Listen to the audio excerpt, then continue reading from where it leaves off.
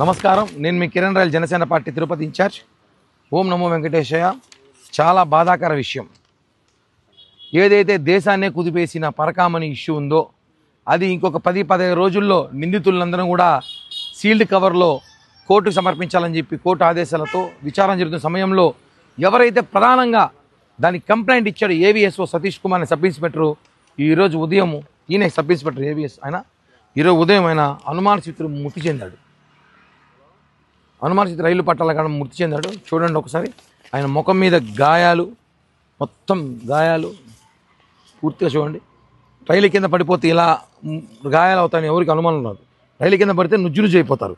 ఇలా ముఖం మీద గాయాలు, ఎంత చూస్తుంటే హత్యగా అనుమానం అయితే వేస్తుంది. ఇది అనుమానసిత మృతి కాబట్టి పోలీసులు, డీజీపీ గారు ఇమ్మీడియట్గా దీని మీద విచారణ పిలిపించి ఇది ఆత్మహత్య తెలుసుకోవాల్సిన అవసరం ఉంది. ఆత్మహత్య అయితే ఎవరు దీన్ని ఆయన మీద ప్రెషర్ పెట్టారో, ఆయన ఆత్మహత్య చేసుకోవాల్సిన అవసరం ఎవరి మీద ఉందో, ఎవరైతే ప్రేరేపణ చేశారో వాళ్ళ మీద చర్యలు తీసుకోవాలి. వాళ్ళ కుటుంబ సభ్యులు విచారిస్తే అన్ని విషయాలు బయటపడతాయి. గత కొద్ది రోజులుగా తను ఏదో చాలామంది బెదిరిస్తున్నారు, భయపెడుతున్నారు అని చెప్పి సమాచారం ఉన్నట్టు కూడా మాకుంది. ఒకవేళ హత్య అయితే తెలిసిపోయి ఉంటుంది ఈ పాటికి ఎవరు హత్య చేశారో. ఎందుకంటే బాబాయ్నే లేపేసిన వాళ్ళకి ఇవన్నీ పెద్ద లెక్క కాదని చెప్పి కూడా నేను తెలియజేస్తున్నా.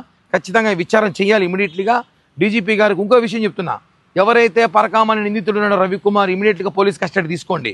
2వ తారీఖు సీల్డ్ కవర్ రిపోర్ట్ వచ్చే వరకు రవికుమార్ని పోలీస్ కస్టడీలో ఉంచితేనే ఇంకా విషయాలన్నీ కూడా బయటపడతాయి. లేకపోతే, ఎందుకంటే ఈ విషయంలో ఇద్దరే ముఖ్యమైన ఉన్నారు. ఒకటి కంప్లైంట్ ఇచ్చిన సతీష్ కుమార్, 2 రవికుమార్. సతీష్ కుమార్ రాజీ అయినాడని చెప్పి గతంలో చెప్పారు. సతీష్ కుమార్ ఏ విధంగా రాజీ అయినాడు సతీష్ కుమార్ చెప్పాలి. సతీష్ కుమార్ రెండోసారి విచారణ రావాల్సిన అవసరం ఉంది.